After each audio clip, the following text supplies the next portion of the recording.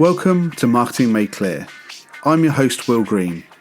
Today's episode is a bonus episode which covers my recording of the wonderful Anna Webb. And as it's a bonus episode, it comes with a bonus theme. The episode will be structured with an intro, the recording itself with Anna, and then a bit of reflection at the end. And that's where I'll relate the conversation to other things that might be of interest. Let's go. Marketing made clear, we're here to educate. From beginners to pros, we'll elevate. Bringing the insights like a blazing spark. Together we'll conquer, leaving our mark. I love myself a bit of marketing. So, like I said, I'm really excited to have Anna on the podcast. And I know Anna as a canine expert, but it's fair to say she's actually a pet expert.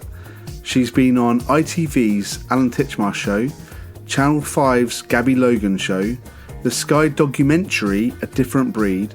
She's made contributions to Talk TV, GB News and LBC, and of course, BBC contributions on Radio 2, Radio 4, BBC Radio Scotland, London, BBC Local Radio and BBC Politics. And most recently, Anna's also appeared on The World Service. Anna's work on the BBC also includes her wonderful show with Joe Good called Barking at the Moon. And I have to say, I think that Anna and Joe make such a great duo. It's a great mix of entertainment and knowledge. I love the stuff that Anna's done with our very own Esther with Paleo Ridge. Anna's been kind enough to have me on her podcast a couple of times, A Dog's Life with Anna Webb. And I might be biased, but I think it's the best canine podcast out there. It's so diverse, and it covers all aspects of modern dog ownership, talking to scientists, experts who've changed and are changing our understanding of dogs.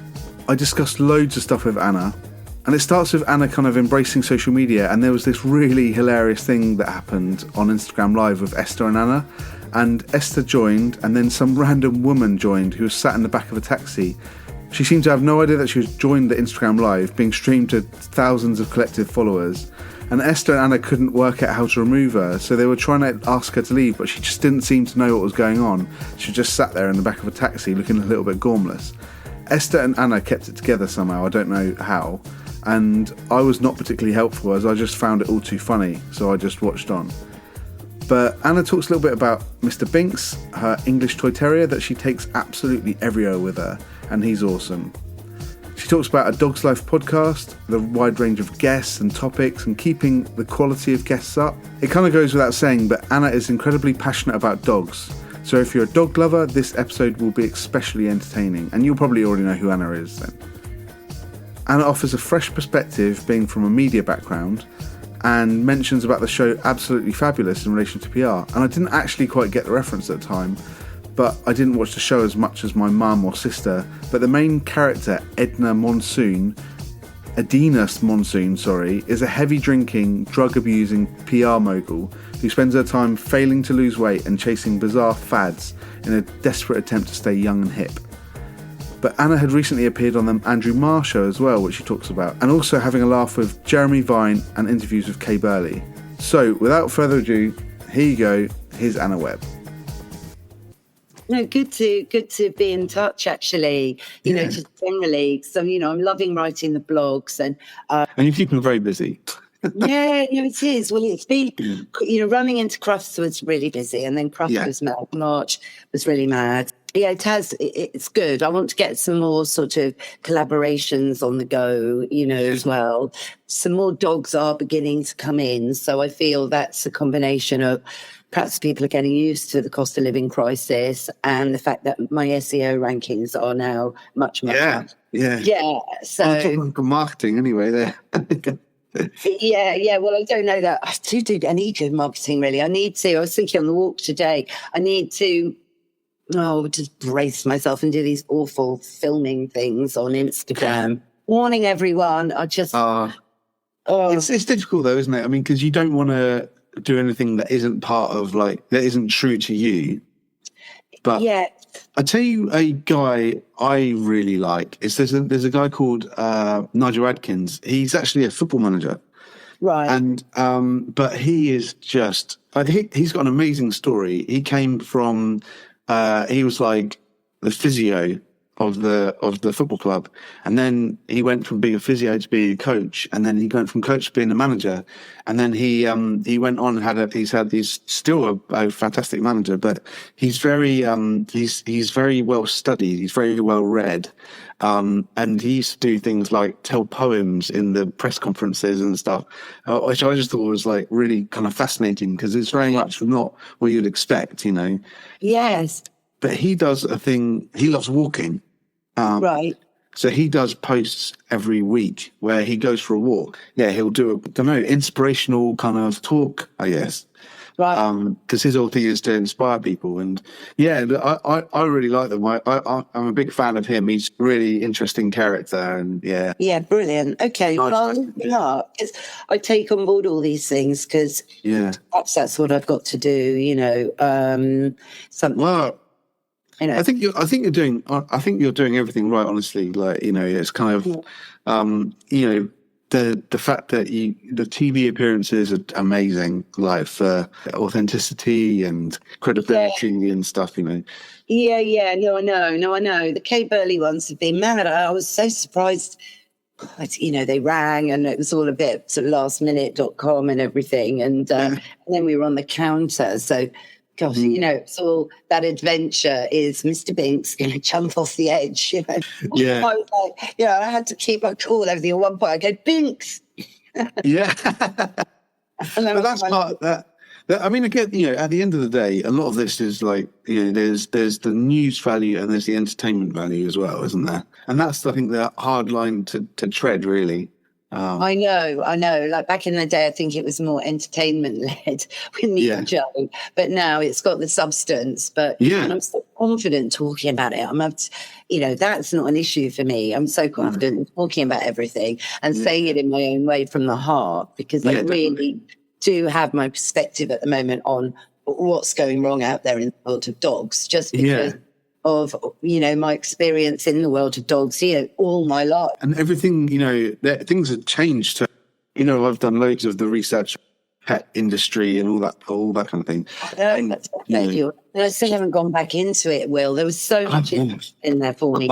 A psychology degree, because that's where I channel my psychology degree initially into the media.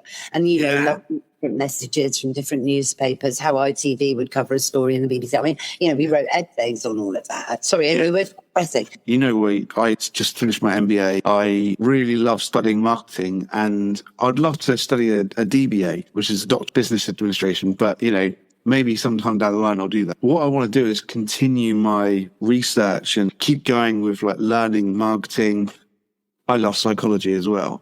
I absolutely love applying psychology to marketing, and so that's something we've got in common for sure. Psychology side, especially, you know, the Maslow's, the Jung's, just applying models to marketing. I think it will keep me going and give me a different outlet. So I've got the website.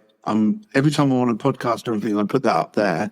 And for these podcasts, they're going to be like a lesson, you know, as well, but like one thing at a time. Yeah, video does add a whole massive extra dimension. I mean, interestingly, so I've been invited on Victoria Stilwell's podcast tomorrow. Oh, amazing. Yeah, so I'm recording. That's good. And that is with videos. I've been told to arrive camera ready and everything. And it's great, but it is this, you know, phenomenon we're living in, isn't it? This Zoom culture, which in a way, a whole new marketing area, you know, all of the gadgets, all of the, you know, bits and pieces that you need to, everyone can create their own studio indoors, you know. Yeah, exactly. Yeah. I mean, the things like, you know, I'm editing on GarageBand, which is like very easy. It's a free bit of software that you get when you get a Mac. So, you know, you don't need the fanciest software. You know, I'd love to have that. And if things go well, I'll obviously kind of level everything up a little bit.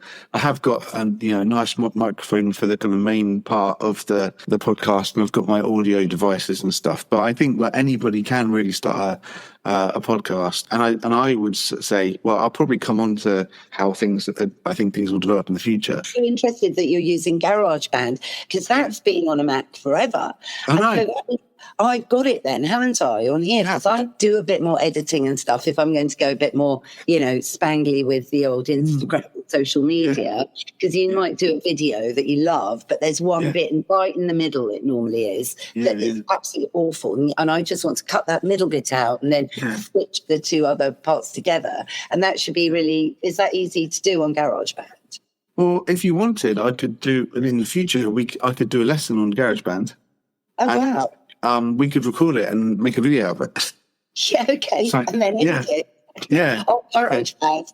Yeah. Yeah, great. Because sometimes, as we're talking about marketing and everything, I'm, obviously fairly old. So it's interesting how technology, this world of tech is, I think, good and bad in all walks of life. Do you know what I mean? Yeah. And I think in a way, it could overcomplicate aspects of, understanding marketing really, or perhaps overanalyzing stuff, because a lot of behavioral psychology, which obviously I've used a lot to work with dogs, features in a human psychology degree, the behavior of buying, which I know in your amazing study you do feature a lot. Consumer behavior, for sure. Yeah. And then obviously your wonderful show with Joe Good, Barking at the Moon, ever present, ever popular. I just think that you guys make a fantastic duo. Like, we're kind of starting to talk about this a little bit, just a great mix of kind of entertainment and knowledge that you guys have. So I'm a big fan. Oh, that's so great to hear. No, we love the dog start. I'm very proud of it, really. So, it is 14 years old. Really? Wow. No, we started it, I'll never forget the day. It was January the 13th, which was a Thursday, thankfully, not a Friday. Auspicious. And that was in 2010. Wow. Yeah. No, I mean, and I think things have changed massively over the 14 years in canine understanding of nutrition. And I think all the science is there now to back up all the things that you've been saying for a long time. Yeah. Well, that's why I did my study. So circa 2012 to 2014 to qualify me, I suppose, really, to actually speak about everything, I was speaking about, because back then I wasn't actually focusing solely on dogs. I was working in the media in other sectors because dogs were the fun aspect. Dogs weren't me a way of thinking of my main income in my life. I think there's always a fine line with that, actually. So for dogs have always been a passion for me, a huge interest, a life massive enhancer, and that was encouraged by my father, really, and one of my aunties, Aunt Pip, who used to take me to crofts every year when I was as young as 8. So I know. So I was really, that was an interest to me. So I learned all the breed dogs. I could walk people around crofts and do a tour. Well, that is a German short-haired pointer. But bearing in mind how young I was, I think it was quite impressive to some grown-ups. Yeah, definitely. No, I think so. And I think, in fact, our own Collade at Paleo Ridge, he's got an amazing knowledge of dogs. And we didn't know where that came from. But apparently he used to study like a encyclopedia when he was younger to learn the different breeds. So yeah, maybe we'll have to get you guys talking about that sometime. Yeah. So I don't think I've met him, have I? Yeah. Collade's great fun. He turns up for a couple of days at crofts. Smiles the whole time. Well, that takes something. I mean, that takes a very specific interest. Yes. But I think that's a really healthy thing to have in life. And. Indeed. Yeah. And obviously, I love everything that you do with Esther, our very own Esther at Paleo Ridge, and you guys make another great duo, I think. And I have to say, I did really enjoy the episode that you did on Instagram when somebody joined from a taxi. Oh yeah, that's you kept it together so well. I thought that was amazing. Oh, don't. Yeah, that was an Instagram live. You see, that's where I go back to technology. I find technology hinders me, because you've got to learn how to use it. I love all the effects of it, and I quite like to do it, but it's, I wish someone could just do it all for me. But I suppose that's aspirational, a bit like with you, maybe one day. Yeah. You know what I mean? For the time being, we have to do it ourselves, don't we? So. We do, yeah. It's part of the passion, though, isn't it? And Yeah. and I have to really get onto you've been kind enough to have me on your podcast, A Dog's Life, which I think is, I am biased, but I think is the best one, the best kind of canine related podcast. It's kind of so diverse, I think, with the guests that you have on there. And I was looking, you've had over 200 episodes now. I think getting up to about 210 episodes. You're right. We are. I mean, it's extraordinary, really. It's just, we launched just before the pandemic, but of course at that crux of 2020, but nobody knew obviously what was ahead. So in a way, it was great to have launched it then, because it was a wonderful project through certainly the first year and then onwards. And it's gained momentum, you see, that it has. And we do get a decent load of downloads, about 6,000 odd a month. It's not bad, but then a lot of work's gone into that, pushing the podcast, talking on your Jeremy Vine shows and being introduced as the host of a Dog's Life podcast. Yeah. So it's kind of become this massive mission for me, and it's great, and it is paying dividends, I think, now, and I'm very proud of it, and I'm proud of the diversity. Sometimes I think I might go off subject a little bit, or I think it's very important to keep true to yourself and the path that you want to go on with the podcast, and keeping the quality of the guests right up there is also important. But, you've had some amazing guests on there. Me, obviously.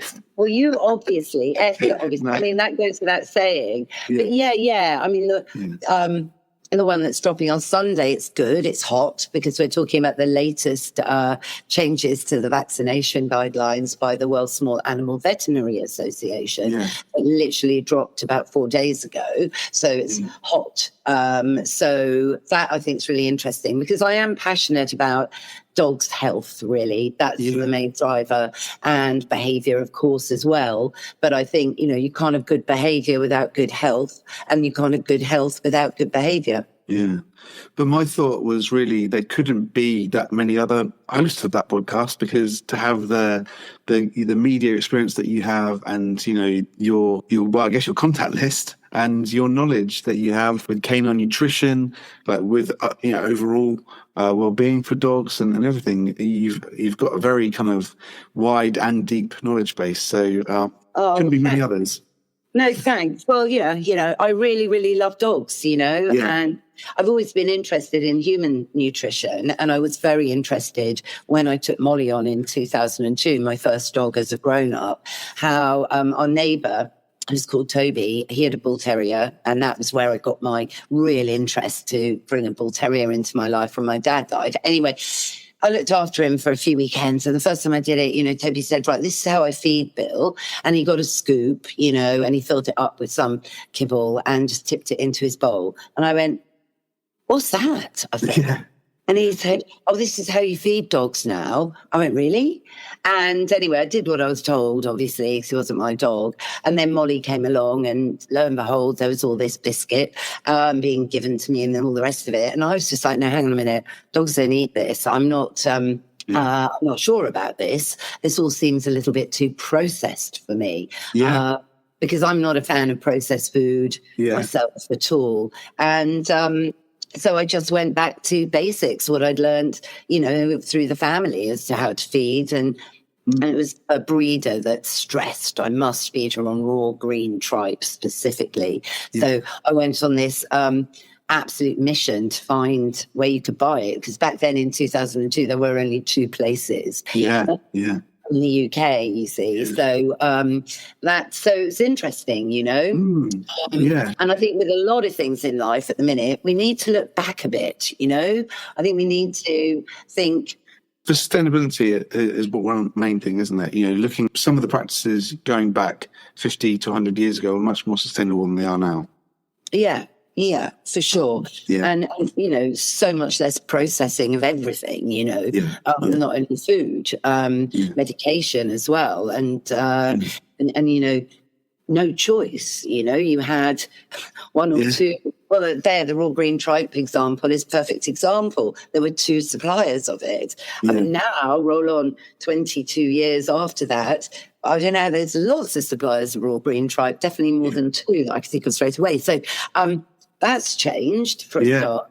So I think, do you feel, Will, sometimes in life there's too much choice? I guess the way that I see it is that you see changes in the market, and you would get lots of choice develop, and then you would go through a place where, because there's too much choice, you've got too much product, or too many things available, and you get a period of consolidation where not everybody will survive. That's kind of, for me, like part of the good part of being in an economy, being in a capitalist economy, I guess. You will naturally get companies or products that do better than others, and it's the strongest survive, isn't it? Yeah, yeah. But yeah, no, I mean, I think what I wanted to say, coming back to the podcast, is that appearing, I wouldn't be doing this podcast if I hadn't have been on yours, 100%. Oh, that's funny. That's great. Thank you. It's really, really inspired me to do this.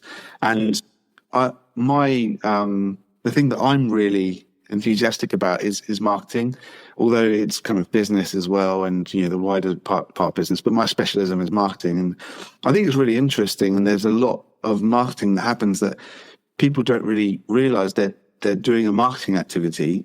I think it's really relatable to think of what marketing is, and people can sometimes get a bit worried about, I can't do this marketing activity, I can't do this or that. But because basically, it seems a bit confusing. So thus the name Marketing Made Clear, trying to make it a little bit more relatable. But yeah, like I said, I wouldn't be doing this if it wasn't for being on your podcast, and you've definitely inspired me to do this. So, thank you. Oh no, gosh, thank you for the compliments. But I think it's fun. I've always loved talking, funny enough. Yeah. So for me, speech is a really important asset that we've got. If you think dogs don't speak in the same way that humans do. And I just feel it's a bit sad at the moment that we're not maximising speech more. I know I never just ring someone up for a chat like we used to do not that long ago. It seems like that's a taboo now, so that's where I feel podcasts are really coming into their own, because they're allowing the voice to come through and let the brain listen to voices and think. Which is why if I'm to believe the stats, I mean, you might know the latest ones, but, podcasts have 5 times more brand retention capacity than any other form of media.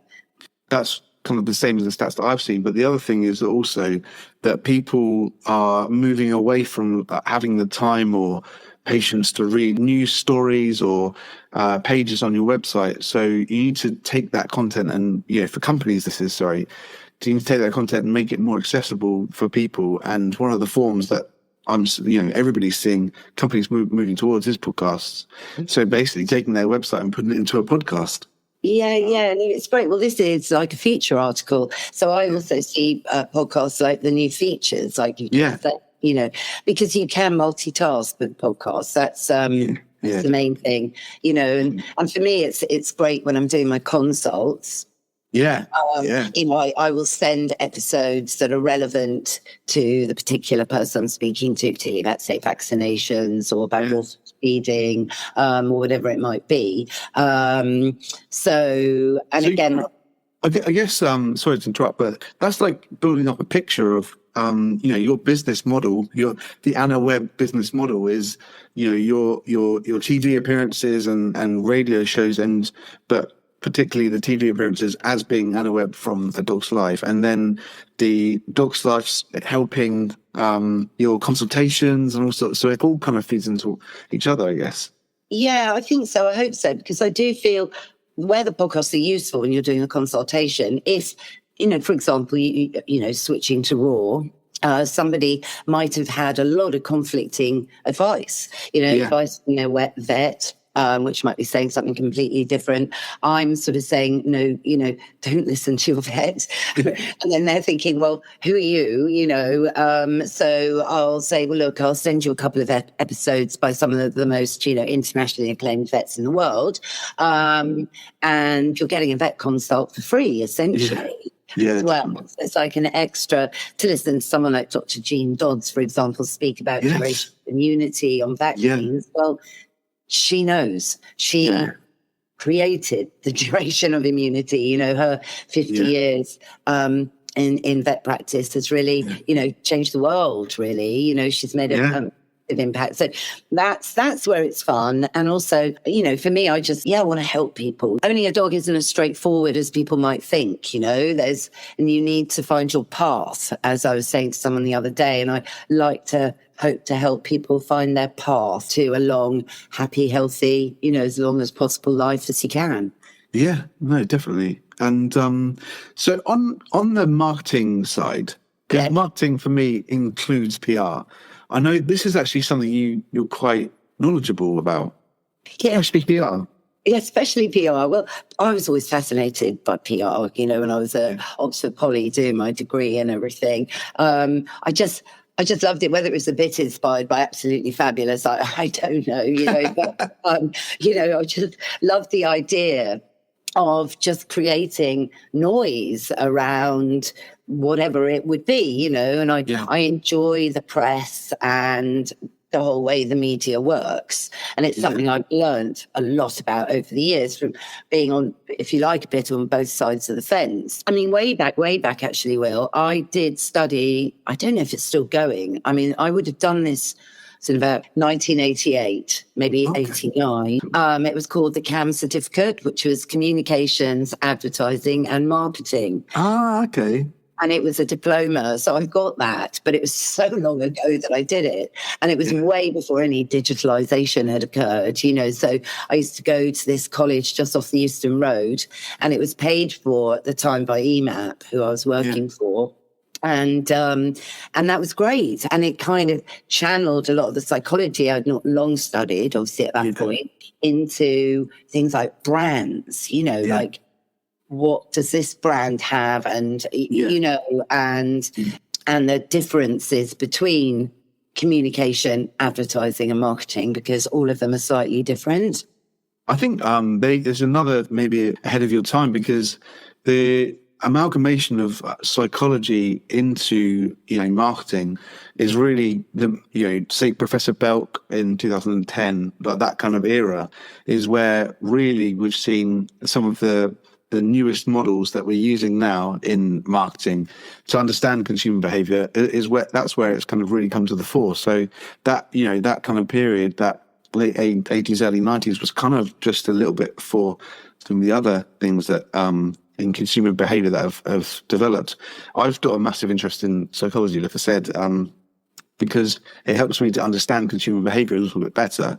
And I find like the models that you learn really help to understand things. So on my podcast, I will be going into those a little bit more in the future. But, I want to start at the base level, which is kind of marketing and PR. But I imagine you said that because you've peeked behind the curtain for various like kind of media channels. Like, I mean, has that helped you with your perspective on how to approach things in terms of, I guess, PR or a marketing campaign? Well, most recently, I'm being employed to be, sometimes being employed to be as like a spokesperson for a brand, and to, go and talk about a subject and build in segues slightly to the brand. I mean, when you're on the media, like a broadcast media, you are limited to actually say the brand name only once.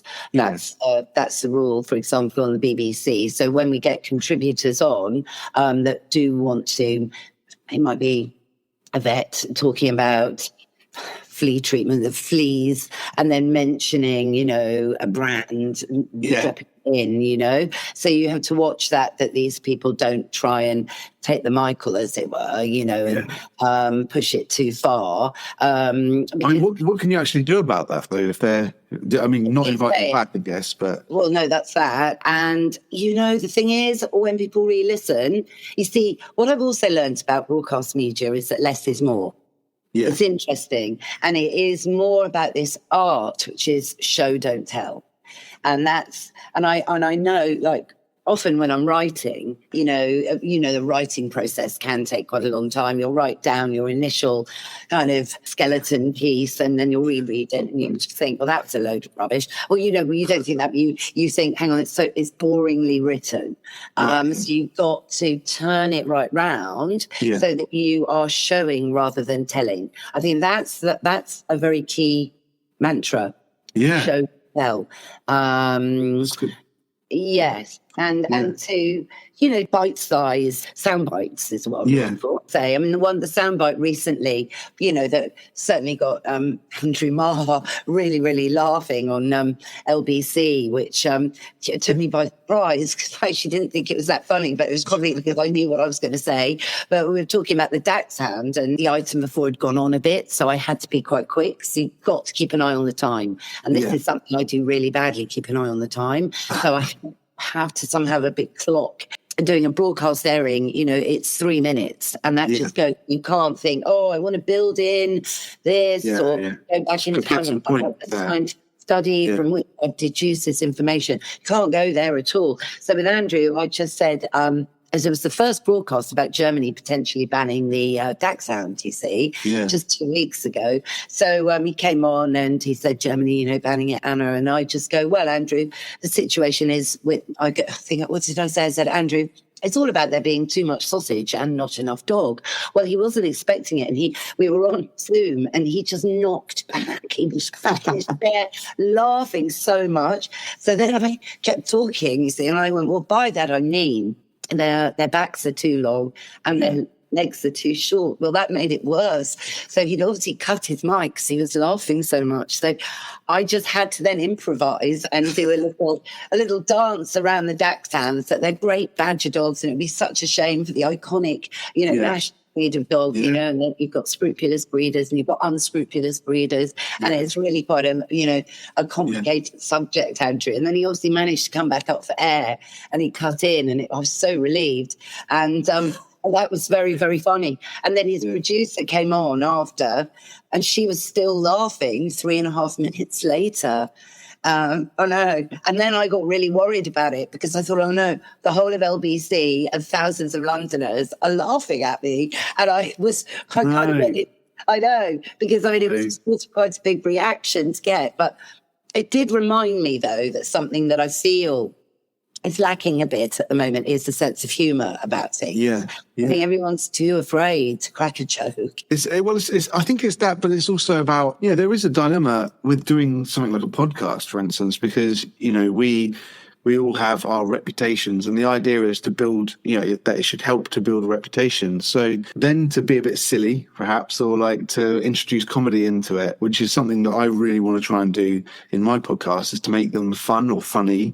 I always say that, you know, the listeners will be the judge of that, but it's also a thing you still want to be taken seriously in your day job. And so it's a difficult balance there, isn't it?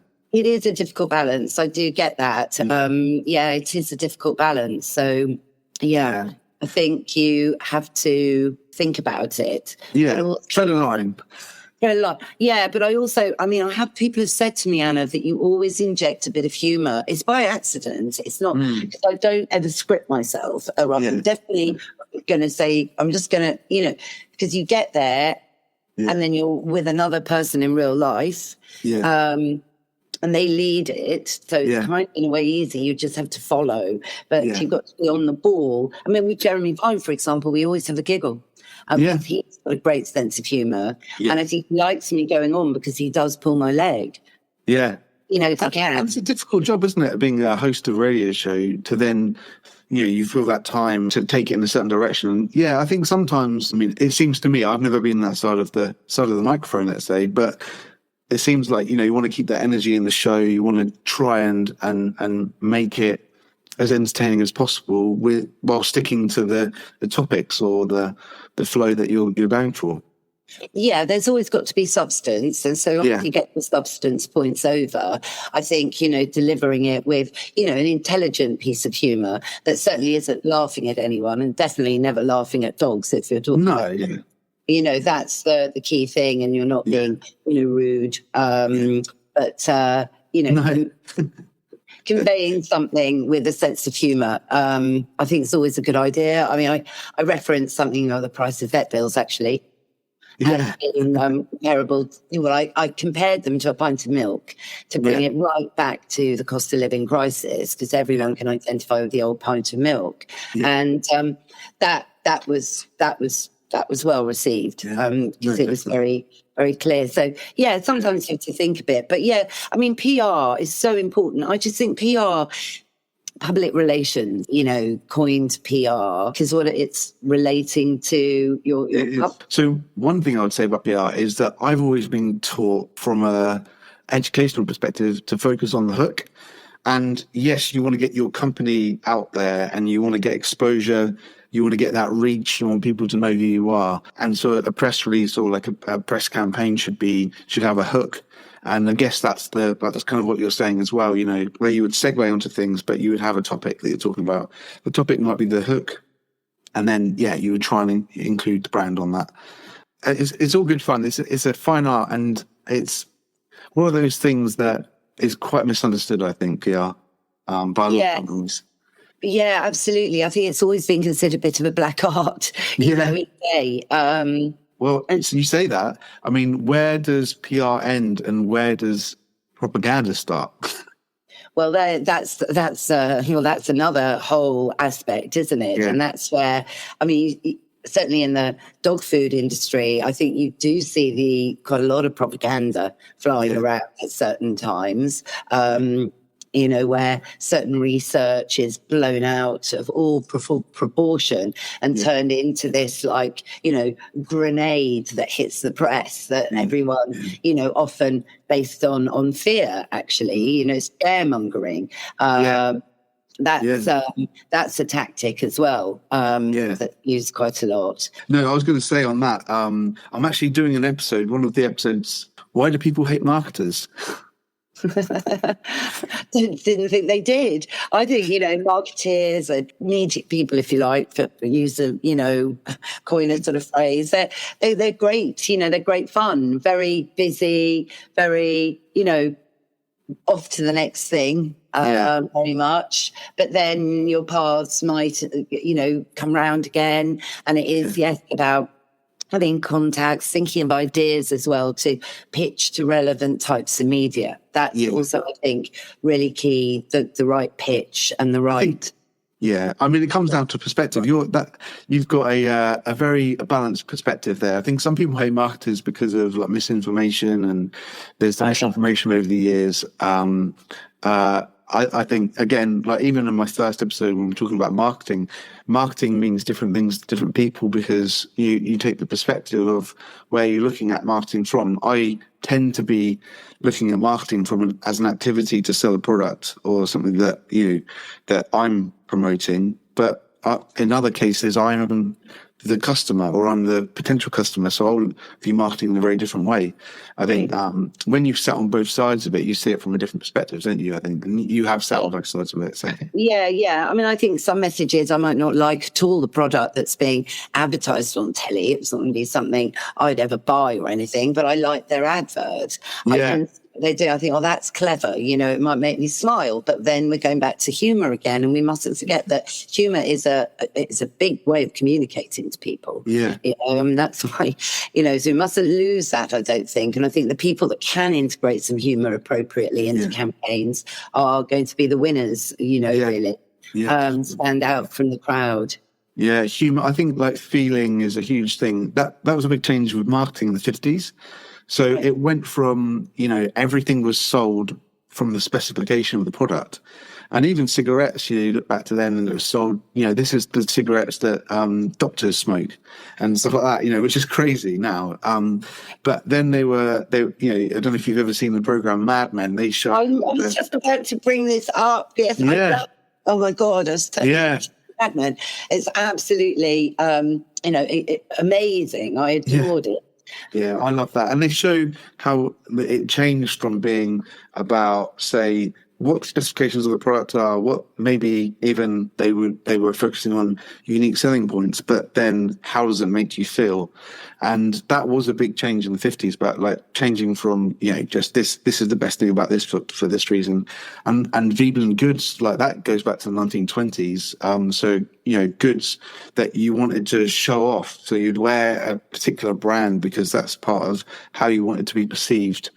Getting into psychology there, but absolutely. And the message about yourself that you want to, brand association, is really good. Yeah, no, I think we're really on message. I don't know. Guide me, Will. Guide me. Well, I'll be doing a few episodes on it. I'll have to get your thoughts on them when they're out there, especially about human behaviour. I think it's just the most fascinating topic in marketing for me, I think. Well, it's interesting. I think marketing at the moment, we're living in such a bizarre world, because we are all driven by the cost of living at the moment. So that's going to, guide your purchasing. Yeah. And what you buy. So, that's obviously, a bit different to a few years ago. So there's all these different cycles, isn't there, going on? And obviously sustainability. But now with climate change and everything, that's now a massive aspect that 20 years ago it should have been, but it wasn't. And that's why it's now even more important now, So I think there's, global contributions to marketing and messaging that has to be factored in, as well. Definitely. I guess so. One of the questions I had is, it was January 2020 when you first started the podcast, and like I said, you've done 210 episodes. That's 4 years of podcasting, and you've averaged a podcast every week. So I've kind of got like two questions, which is, one, how do you cope with that level of momentum that you have to do that? And the other question is also, what was it like moving from radio into podcasting? Okay, so really the podcasting was a natural progression from having done the radio.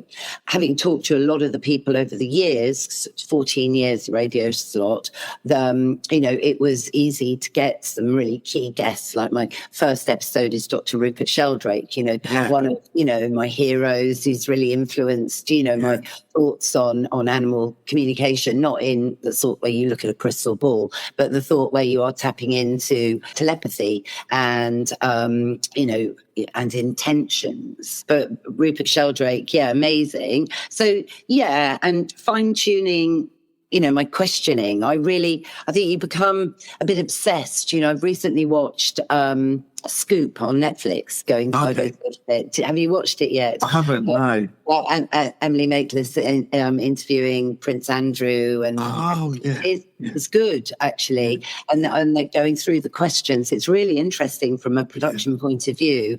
What if he comes back with this? Well, then you're going to have to go back with that. Not that any of my interviews have been that sort of a scale, but planning questions is always something that's quite a challenge, and you get a bit, I think, obsessed with them, and you want to keep your question actually as short as possible, and you want to get that question that's short to give a really long answer. That's the way. Certainly Kay Burley, for example, she doesn't really ask you questions. She just throws in little talking points. Or only on the twice I've done an interview with her, it's very, very, very subtle. So it's interesting to hear people. So tuning a craft, keeping up with it. Yes, well, lots of people, want to be on the podcast.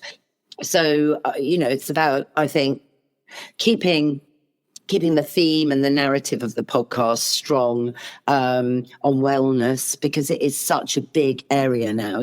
Over 12 years ago, no one knew what a naturopath was. But now more and more people are interested in longevity dog and looking at natural solutions. So I think it's just about balancing it, going with the world of dogs that I've known and loved all my life, and building those key points in, as well as, because the dog hasn't changed. What's happened is we've changed, I think, through all of this and this onslaught of technology, but dogs haven't. So dogs are how they've always been. And I think they are our main, I see almost our main resource to keeping our humanity. There you go. That was profound. But I really do believe it. I really do believe that. My dad said to me, Anna, you always know where you are with a dog. Yeah. And you know what? That is so true. Yeah. You do. And that's very reassuring. To answer your question, it is really hard work, a weekly podcast. Yeah. But I don't know. I like this. I do the radio. It's been weekly, for 14 years. We had this blog, a column in the Independent for most of that time that was weekly. Yeah. So it's just about having structure, I suppose. But, making sure that you can fit everything in. Done. Yeah. I mean, that's the thing that I'm finding tough already. I guess, I always saw that there'd be a move from radio into podcasting would be quite a natural progression. I think for me, going from predominantly writing academic articles or academic-based research projects or something like that, it's quite a different type of move. I've noticed in the editing side how many times I say and all that. Everyone does. No, that is the area to really, really control. And that's where sometimes when you're having a long chat, that's when actually more of them can come out. Yeah. So if you're doing a very short 4-minute interview, you haven't got time to go, you've got to have your subject totally in your head. You don't know which way it's going to come out, but it's going to come out and fast. That's the important thing. Your sound that you've got in your head. One of the things that you realise, I guess, doing presentations, I've done a lot of presentations to big retailers and big stakeholders, and one of the things I always say is, you have to be very, very prepared. And that, to me, goes into podcasting to everything. I actually, even though sometimes I make things up on the fly for the podcast, I write it down. Yeah, I mean, do you have any other advice really for me, or any words of encouragement for going forward with this podcast? Well, I think this is great, because I think it's just great to talk to people, get different people's views, and it's all this melting pot that, your listeners will be able to listen, to gain just nuggets. I've learned far more over the years from listening even to the radio a lot, which I do. So words of encouragement. I think it's just really great that you're doing this. And I think people are going to love listening to an eclectic, audience of, experts, semi-experts sharing ideas on what is marketing and marketing to PR to marketing, and what it all means, really, because it's all communication. Everything has got in common, whether it's an article, a podcast, an advert, it's communication. Definitely. Oh, well, thank you. Amazing. Yeah. Well, I really hope I contributed to something there. Yeah. It just felt like a really nice chat. But yeah, definitely. Well, thanks very much. I really appreciate it. That's all right. Well, I hope we did do PR justice. I think. Yeah. No, I really appreciate it. Thanks, Anna. And honestly, absolutely did inspire me to do this. So thank you for that as well. No, it's great. I think podcasts are really good. Like, really do. So, look, brilliant. And I think you're doing great. And I hope we can get together again soon. Okay, I've cut there because we go on to speak about a bunch of Paleo Ridge stuff, which isn't as interesting for other people, I don't think. But massive thanks to Anna for appearing on the pod. So apologies for the sound on this episode. You live and you learn. But like I said previously, I've been trying a few different platforms out to edit the podcasts on. And I actually recorded the interview initially on Teams with Anna because I'd set up the interview on Google Hangouts, but it wasn't recording properly. So we had to quickly revert to a platform that I knew, which was Teams. So when it came to editing, I actually edited the podcast after speaking to Damo, which is going to be a separate episode from Audio Audit, so that I thought I'd give Riverside a go for the editing. And on balance, it was really good, and it helped me because I thought it was really interesting to be able to edit the podcast in a kind of word processing style. I tried a few of the other tools which didn't work quite as well, I have to say, Riverside does have some really cool tools that analyse the waveforms and the transcriptions to then enable you to use some very quick edits to your recording. This obviously uses some form of AI, and some of these tools are a massive time saver, but others I had a few issues with when I used them. So the first tool was called Set Pace, and it gets rid of long pauses, and you can set the length of pause to remove. I tend to set this kind of in the midway point, and that works really well. The second tool, called Magic Audio, generally enhanced the audio, which was useful, and I'm not sure exactly what this did, but I think it was some dynamic compression and noise gating and a bit of EQ. But the final tool was called Smooth Speech, which was used to remove ums and other unnecessary joining words, and this is the one that I had issues with. I think, as with a lot of platforms, speech recognition is built on people with an American accent, so with my silky British accent I can come a bit unstuck. And when it analysed the recording to delete these joining words, it cut lots of words that had R's and ums in it. So, as an example, Birmingham would become Birmingham, orchestra would become orchestra. And when I exported the audio out of Riverside, it offered some audio normalising and mastering processing, which was really good. Then after I exported it all, I had to drop it back into my DAW, or digital audio workstation, which is currently GarageBand for me, so that I could make some final edits and mix everything into the final episode.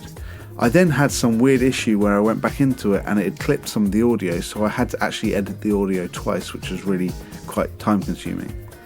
But please do check out Anna Webb on her social media channels and subscribe to A Dog's Life podcast, which is really awesome, especially if you're a dog lover and interested in learning more about a naturopathic approach to caring for your dog.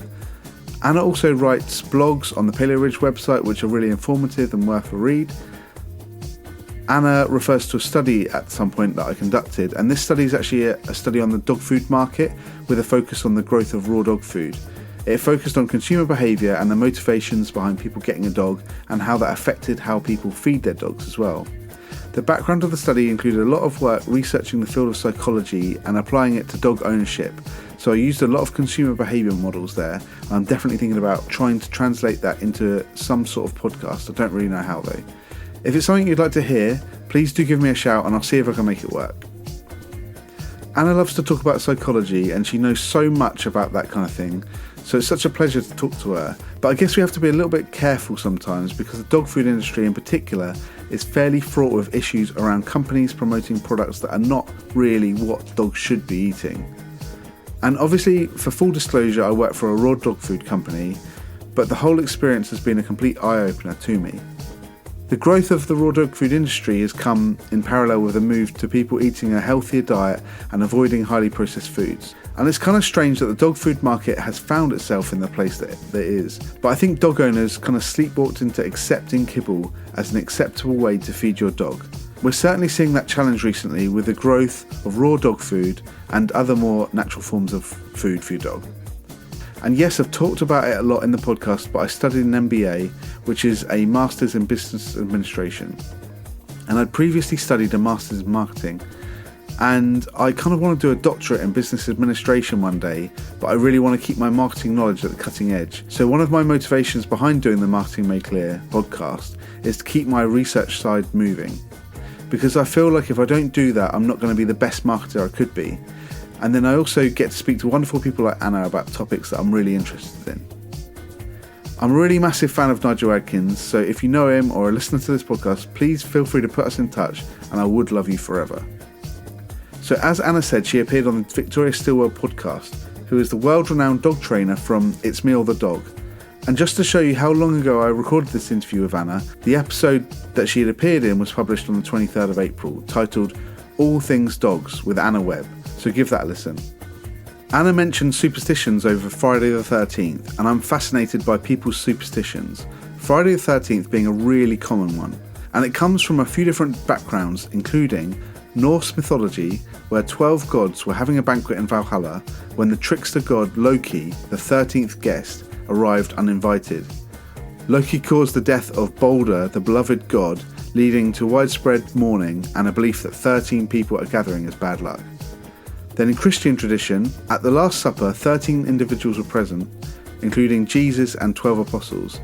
Judas Iscariot, who betrayed Jesus, was the 13th guest.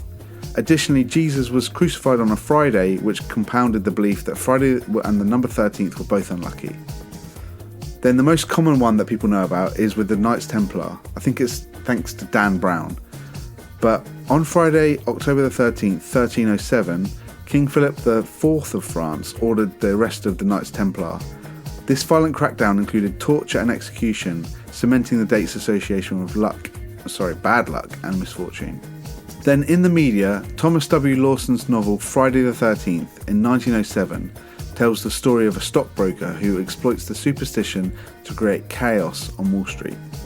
Additionally, the Friday the 13th film franchise, which began in 1980, has significantly contributed to the widespread fear and cultural impact of the date.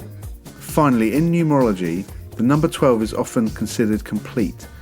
For example, 12 months of the year, 12 zodiac signs, and so on, making 13 seem irregular and incomplete, thus unlucky. So it's a bit of a tangent, but I think it's really interesting. Anna says that she's a technophobe, but I don't think that's true.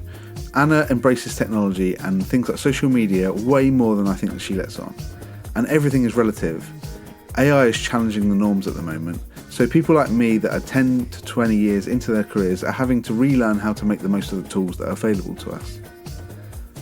I've been on a Dog's Life a few times, so please do check out those episodes. If you go on my website, marketingmadeclear.com, and look at the news stories, I put each episode up there that I appear on. It was really interesting to hear Anna speak about the place that she sees podcasts take with a reduction in people speaking on the phone. It's kind of similar to what I was talking about with Ray from In That Number, about with podcasts taking place in people's lives where they can't go to the football anymore. But Anna's point was more about hearing voices, so I suppose that is related to replacing social interactions that are lost due to cultural changes. And as Anna said, podcasts have 5 times more brand retention than any other form of media. That's why at Paleo Ridge we've embraced the podcasting early doors, seeing it as a great way to engage with customers.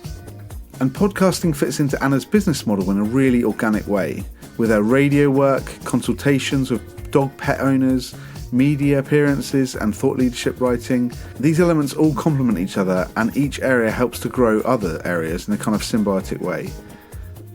It's much better than operating in a totally disconnected field, trying to spin completely different plates at any given time. And Anna said that she studied a CAM certificate, a CAM certificate. So just a little background on that.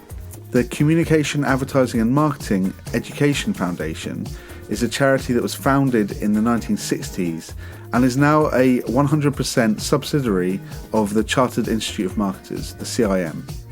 The CIM portfolio of digital marketing qualifications were withdrawn from the market in 2016, but the qualification continues within the kind of CIM certifications.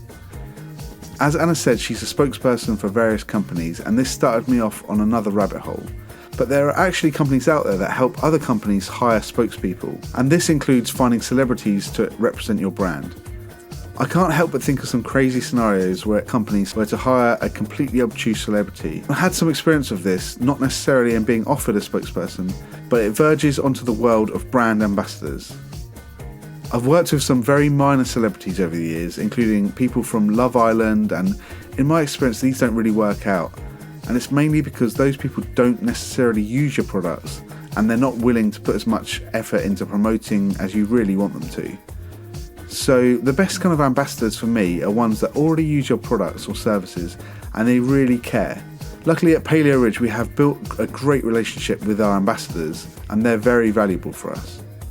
But it's interesting to hear about the BBC having a rule of only one brand mention. But I think that's good to maintain the independence and balance and I suppose their authenticity too. I imagine lots of people do try and take the piss. They get their 5 minutes of fame and try to bosh as many mentions of the brand as possible, trying to just turn the conversation around to be all about their brand. And Anna's mantra of showing not telling is definitely worth further consideration. I looked this up and found that this is a narrative technique used in various kinds of text to allow the reader to experience the story through actions, words, subtext, thought, senses and feeling rather than through the author's exposition, summarization and description. So it's more nuanced and less direct. It avoids adjectives describing the author's analysis and instead describes the scene in such a way that readers can draw their own conclusions.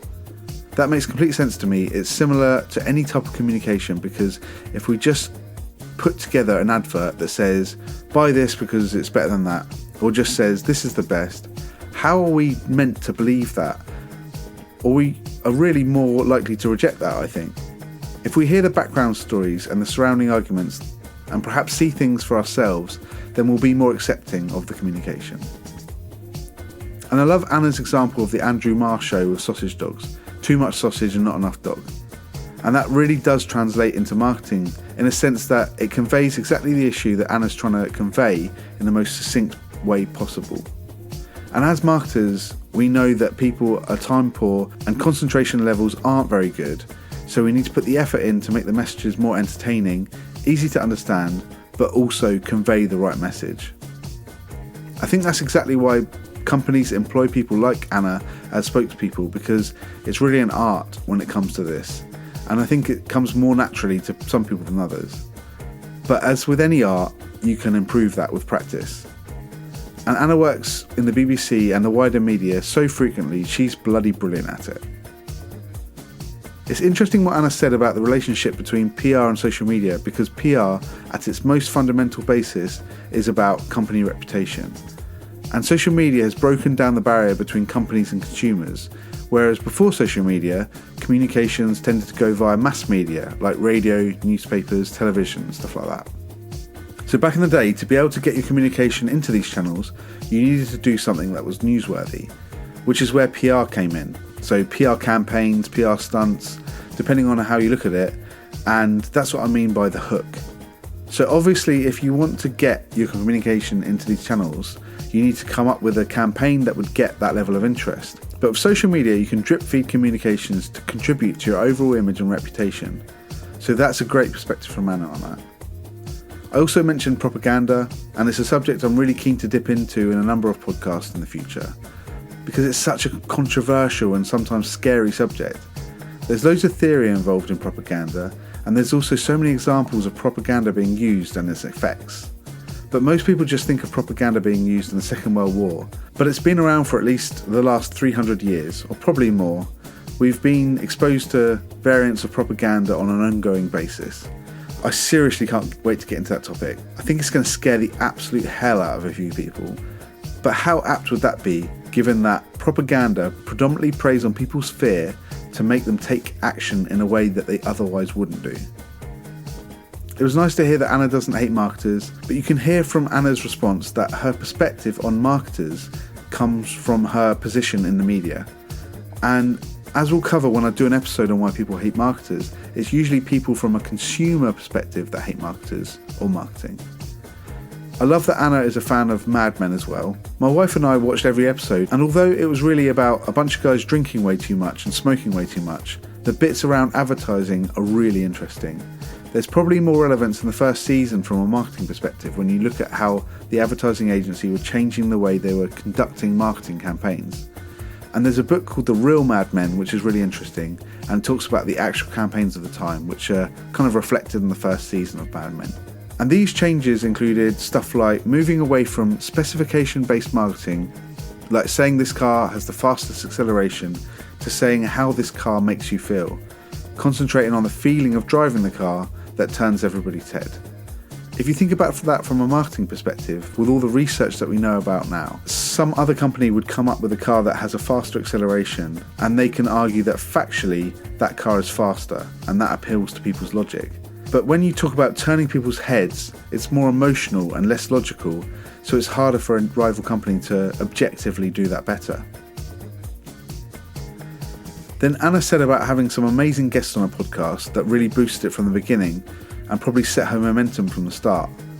And I'm so thankful for the guests that have joined me on the podcast for this episode on podcasting, so I can only hope that it helps a bit with the momentum of the Marketing Made Clear podcast. I definitely take on board the advice from Anna that I need to work on my questioning when I'm interviewing people to be able to ask that short question that gets the long answer. In listening back to some of my interviews, I do think I have a tendency to be more conversational, so in the future interviews, this is something I can improve on.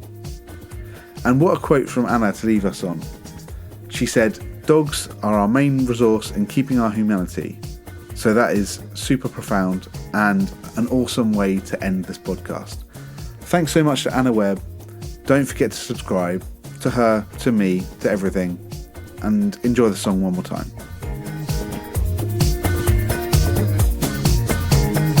Marketing made clear, we're here to educate. From beginners to pros, we'll elevate. Bringing the insights like a blazing spark. Together we'll conquer, leaving our mark.